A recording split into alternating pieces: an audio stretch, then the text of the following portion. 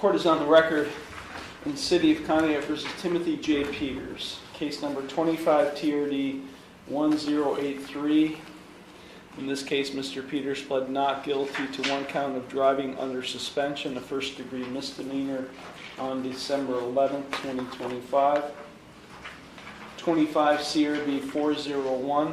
In this case, Mr. Peters pled not guilty to resisting arrest, a second-degree misdemeanor, and domestic violence, a fourth-degree misdemeanor. All right, pause. Here, this is where things get serious. We're not just talking traffic violations anymore. Domestic violence and resisting arrest are charges that can completely change someone's future. And notice how many cases are stacked together. That usually signals a defendant already on thin ice. Question for you: do multiple cases automatically hurt credibility in court? Let me know below. December 11, 2025. 25 CRB 400. Mr. Wells pled not guilty to one count of domestic violence, a fourth-degree misdemeanor, on that same day, December 11, 2025.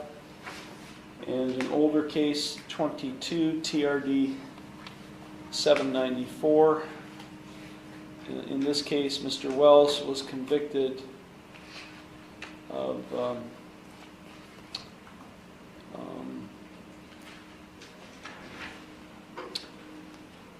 driving under suspension, a first-degree misdemeanor, on March 20th, 2025. He failed to appear for a sentence compliance hearing on September 7th, 2023. 2023. He was convicted on March 20th, 2023. Failed to appear for a sentence compliance hearing on September 7th, 2023. A warrant was issued, and that warrant was not executed until his arrest on December 9th, 2025. He was originally given a 5-day jail sentence by this court, an actual jail sentence, if he failed to provide proof that he became a valid licensed driver. At his hearing on December 11th, 2025, in this case, because the jail was overflowing, the court, on its own motion, amended the 5-day actual jail sentence to a 2-day jail sentence and 107. This right here is something most people don't expect. Jail overcrowding actually changed the sentence. It's logistics. 78 days were therefore suspended. An amendment from the original 175 days in this case is set for a sentence compliance hearing. Again, all relating to what I originally ordered, that the defendant become a valid licensed driver, and also to review the payment of fines and costs. Mr. Peters is present in the courtroom. He's accompanied by his attorney, Edith Jonas. Also present is Law Director John Lewis. Mr. Lewis, the court is in receipt of a pretrial report. Thank you, Your Honor. Thank you. The offer that's been extended to Mr. Peters would be for the city to amend the two domestic violence charges into two separate cases, amend those to aggravated disorderly conduct under Ordinance 5. And she declined, did not wish to come into the courtroom to appear in the courtroom personally, but she is here in City Hall, Your Honor, and I did just speak to her. She is in agreement with the proposed resolution of the criminal cases. With regard to the traffic case, the driving under suspension, I discussed that matter with Ms. Jonas, and she would be requesting Mr. Peters, according to her, is not a valid licensed driver as of today. Is now or not? Is not. I'm okay. Sorry. Okay. I'm wrong here. Sorry.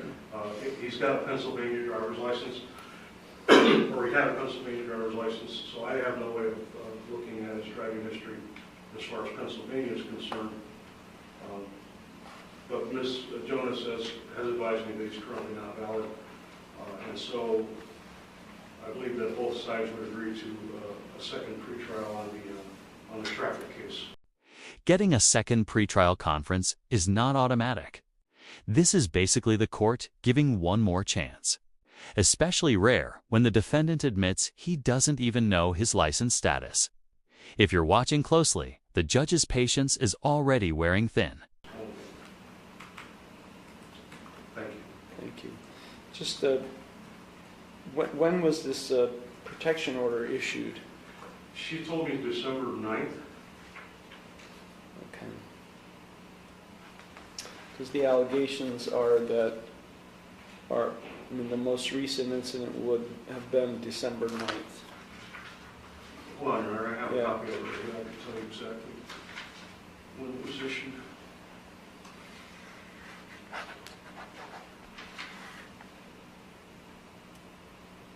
December 8th. Okay. So the day before these charges? The day before one of the charges happened December 7th, the other one happened December 9th, as far as the DV cases. Yeah, but the protection order was issued on the 8th, the day That's before, correct, sir. right in between. And it's in effect, this is the ex parte order, it's in effect until December 8th, 2026. And I can give you a case number also. That's all right. You've been served with that, Mr. Peters, that ex parte civil protection order? I was served with it post-contact, after I had received Okay. the charges. I understand that. I'm just asking, I'm just ensuring that you've been served with that. He has, Your Honor. Okay. He was served with it on December 9th. Okay. Case number is 25D, as in Douglas, R, 436. Okay. Thank you. Okay, Ms. Jonas?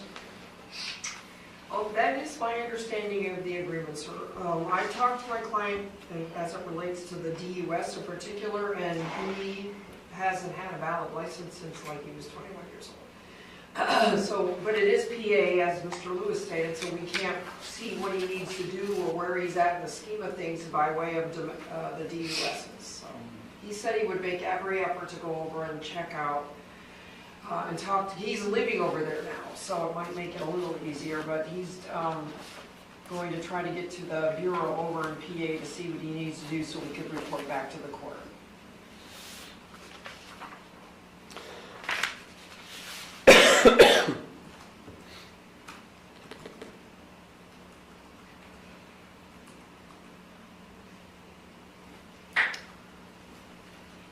Yeah.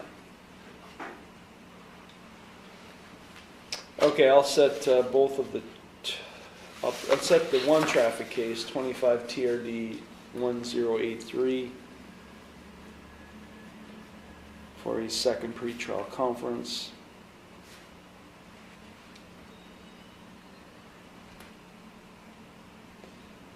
I don't know.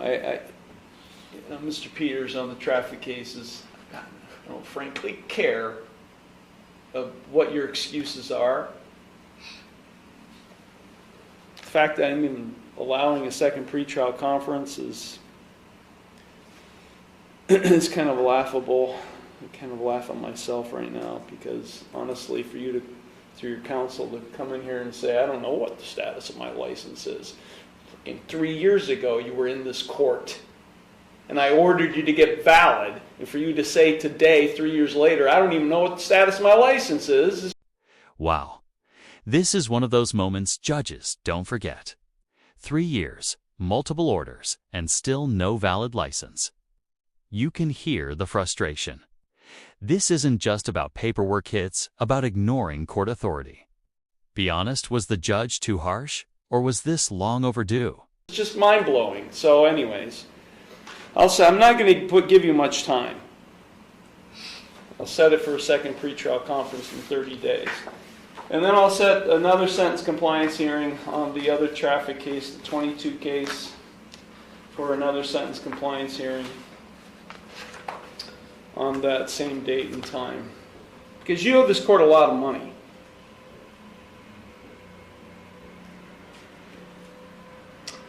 Okay.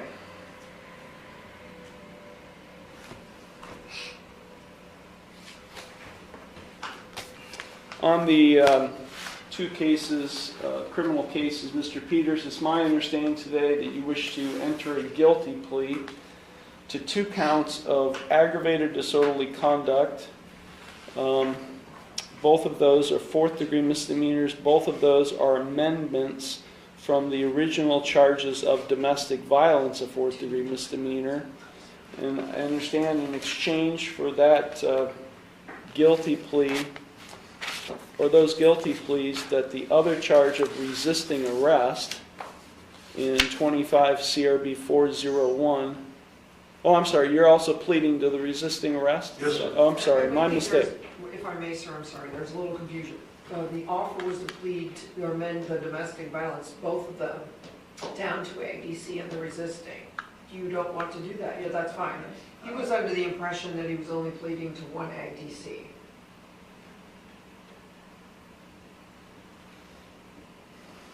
The document that you signed, both of you signed, says offer, amend DV charges to aggravated disorderly conduct, M4. So your intention was that both charges would be amended to 2 counts of ag disorderly. That's correct, sir. Not 1.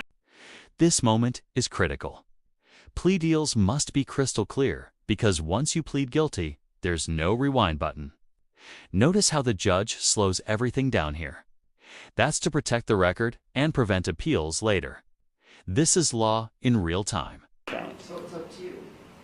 I got it. I just gotta do whatever I can do. Okay? I just want to get through this as quick as possible. Okay, and you would also be pleading guilty to the resisting arrest charge. My mistake on that one. So you would essentially be pleading guilty to 1 count of resisting arrest, the original charge, a 2nd-degree misdemeanor, and an amended count of aggravated disorderly conduct, a 4th-degree misdemeanor in the 401 case. And you would be pleading guilty to an amended count of aggravated disorderly conduct, a 4th-degree misdemeanor in the 400 case.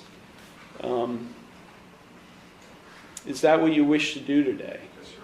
You understand by pleading guilty to those charges, which include 2 amended charges, that you would be waiving your right to a trial, which includes your right to cross-examine witnesses and to confront evidence presented against you. You'd be waiving your right to testify or not to testify without any negative connotation. You'd be waiving your right to subpoena witnesses. You'd be waiving your right to a jury trial. You'd be waiving your right to be proven guilty beyond a reasonable doubt. All of those are trial rights you'd be waiving by pleading guilty to those charges. Is that what you wish to do? Yes, sir. You are represented by Ms. Jonas. Have you had sufficient time to consult with her, and are you satisfied with her counsel?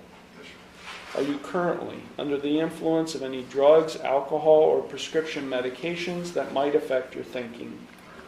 Are you currently on probation, parole, community control, or post-release control with any court?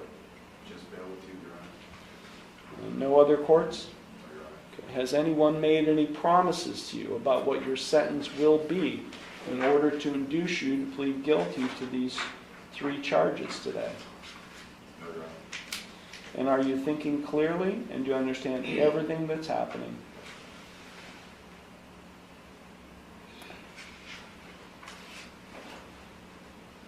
Okay, I'm going to provide to you and Ms. Jonas a written waiver of your trial rights and right to a jury trial and acknowledgement of effective plea in both cases. If you find that document acceptable, you can sign in, date at the bottom.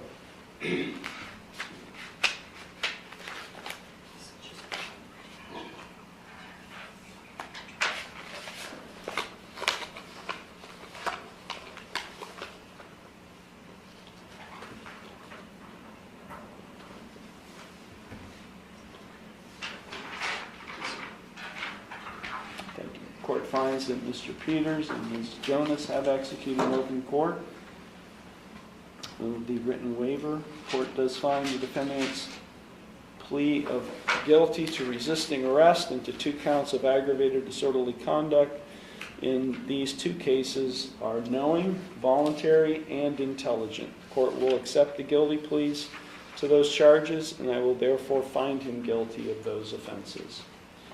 Okay, the court will now proceed to sentencing.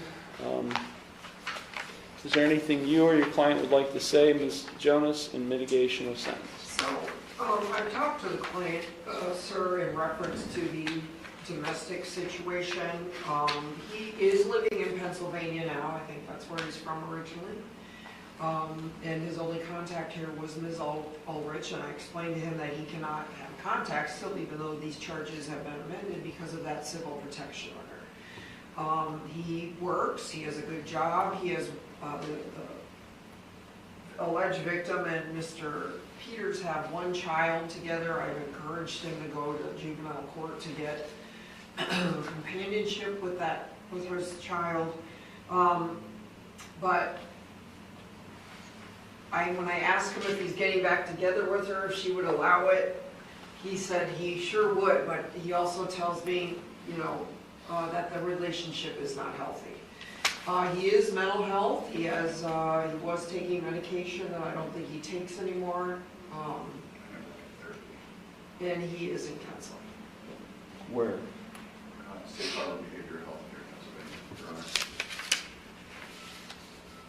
How long have you been in treatment there? I was in there for about 6 months, and then when this all happened, I was out of treatment, and I put myself back in treatment the day that I got out.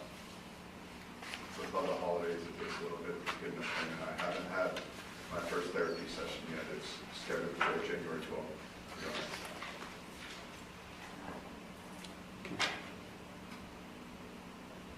Okay, thank you, Ms. Jonas. Mr. Peters, is there anything you would like to say before I impose sentence? I'd like to apologize for my apparel, Your Honor. I usually dress more formal.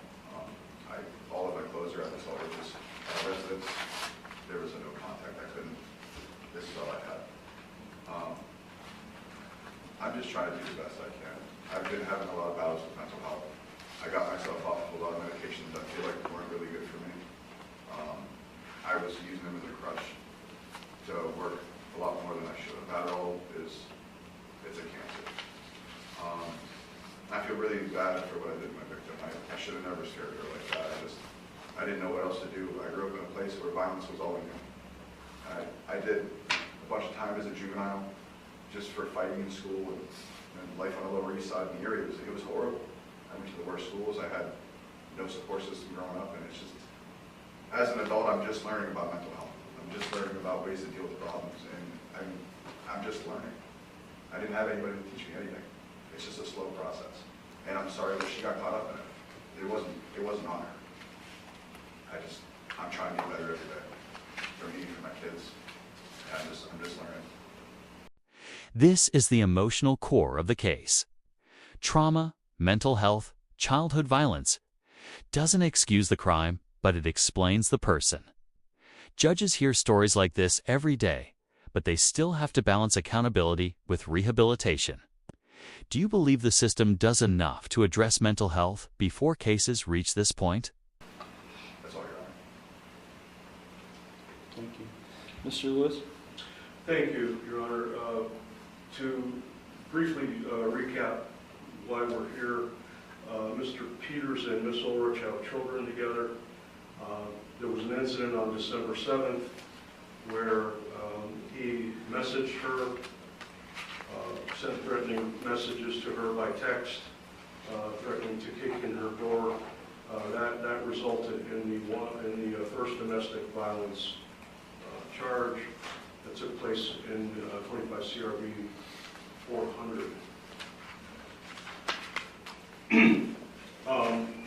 As a result of that incident, Ms. Ulrich went and got on December 8th, the next day, the protection order that I discussed earlier on the record.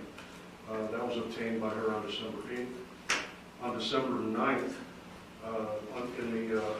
in the 401 case, Ms. Ulrich again called the Conneaut Police Department, indicating that she was receiving threatening messages from Mr. Peters, indicating that he was on his way to her house and that he was going to kick the door in. Officers responded. Ms. Ulrich told the officers about the protection order, but at that time on December 9th, he had not been served with the ex parte order. She did have a copy of it that she showed to the officers, but they didn't find it on when they ran it through Leeds because he hadn't been served at that point. They had not found that he had been served with it. Regardless, at some point he did show up at the residence. The officers met with him, learned that he was also driving under suspension at that time. They spoke to him and they advised him that he was going to be placed under arrest for the alleged threats that he made prior to arriving at the residence here in Conneaut. When they tried to place him under arrest for that, for the additional domestic violence charge, he resisted arrest, pulled away from officers, argued with them, refused to surrender his hands to be handcuffed, etc. He was eventually placed under arrest, brought back to the city jail, at which time he was served with the protection order by Sergeant Pistol, and Sergeant Pistol contacted the sheriff's office and advised them that he had been served with a copy of the protection order. Thank you. Thank you.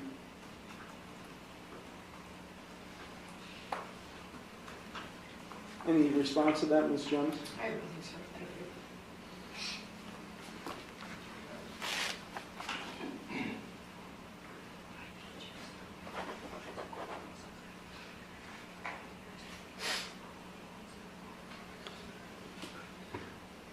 How many children do you and Ms. Ulrich have together? One. So you have one child together, but you had indicated you had 7 children? I have my 3 sons. Okay. I have a daughter with her, and then I also pay for her son. So she has another child. So between you, 5 total children, but just 1 biological child.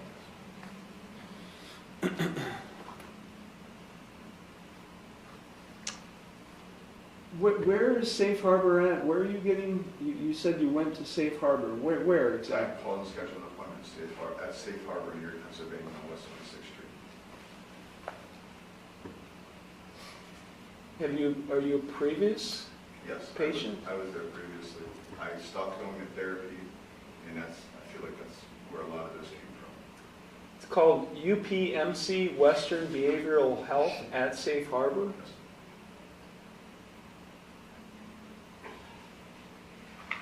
When's the last time you were a patient there? I believe November, October, November. Just a few months ago? I spiraled out. I lost my mind. I was losing my family. I didn't know what to do. How long had you been a patient there? I was there for about 4 to 5 months. And you were prescribed medications? I was prescribed medications at a previous doctor. That was at Stairways Behavioral Health. Okay, so does UPMC, when you were a patient there, were you still being prescribed meds from your prior? No, I got myself off the medications, and that's why I switched doctors. I didn't approve of their jack them up on meds and make them a zombie theory. Okay. I wasn't a good dad to my kids. I wasn't present. I was just a zombie. I didn't want to be that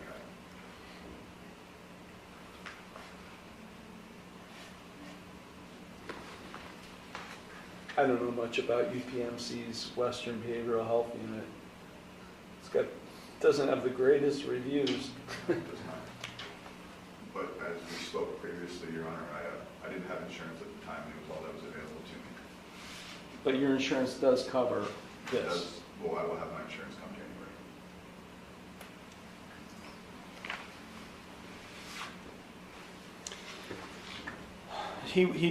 He was arrested December 9th, released December 11th. Any objection to 2 days jail credit counsel? No, Your Honor, I agree.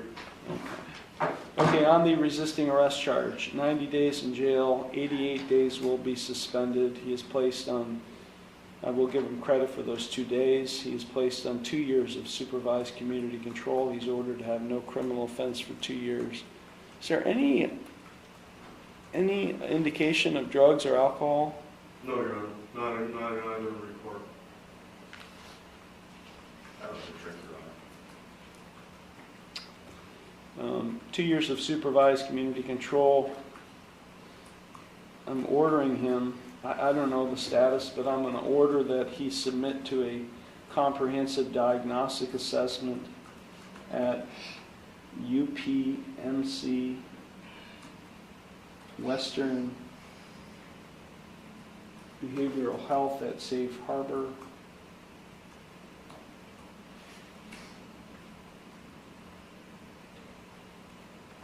In Erie, PA. For mental health purposes, he is to do that within 30 days. He's to comply with any recommended course of treatment and execute any necessary releases for our probation department to monitor. There is already a CPO in place, so there's no need for a post-conviction no contact order. Yes, Your Honor, and I discussed that with Ms. Ulrich and explained to her that there would be no need for a post-conviction no contact order in this case, and she agreed with that. Okay, well, I am still ordering as a condition of his sentence that he have no contact with Kristen Ulrich and to remain off the premises at 756 Lakeview Avenue. It just won't be part of a post-conviction no contact order, but it will be a condition of a sentence.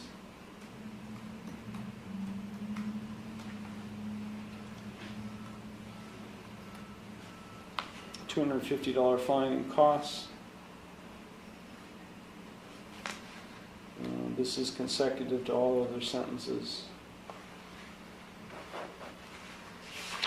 On the aggravated disorderly conduct charge in 25 CRB 401, 30 days of jail, 28 days will be suspended, 2 days jail credit as previously indicated, 2 years of supervised community control. Same conditions, submit to a comprehensive diagnostic assessment at Safe Harbor for mental health. 30 days to do so, comply with any recommended course of treatment, and execute any necessary releases for probation to monitor. No contact with Kristen Ulrich and 756 Lake Avenue. In 25 CRB 400, 30 days of jail, 28 days will be suspended, 2 days jail credit.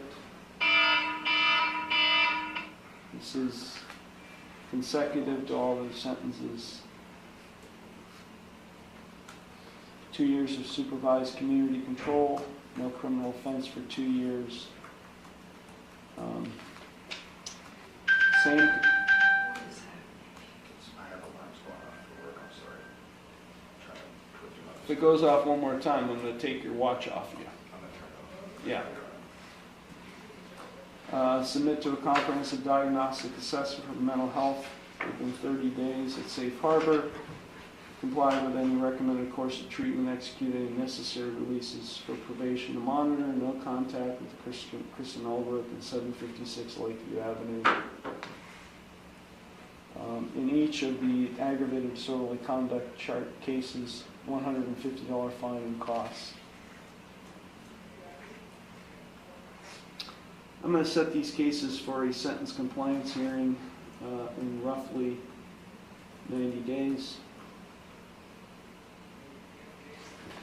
Mr.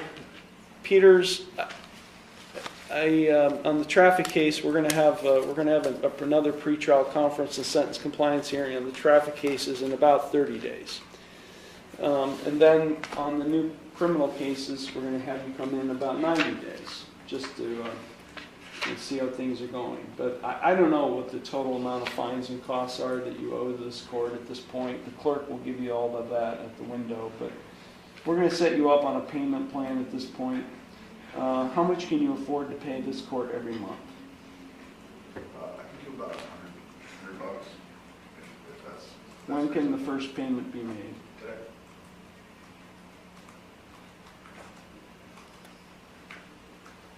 I'm sorry, today? Yes, Your Honor. Okay, we'll order $100 payment to be made today and continuing no later than the 22nd day of each month thereafter on all cases in which the defendant owes the court money.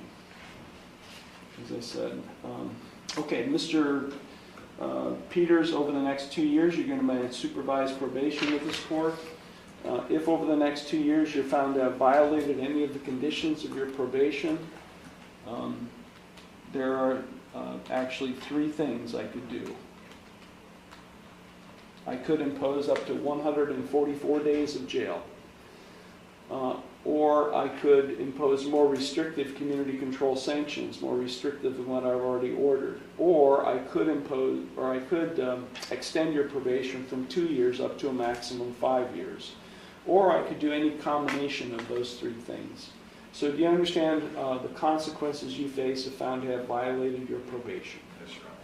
You do have a right to appeal. You have a right to appeal without cost. You have a right to have counsel appointed on appeal without cost.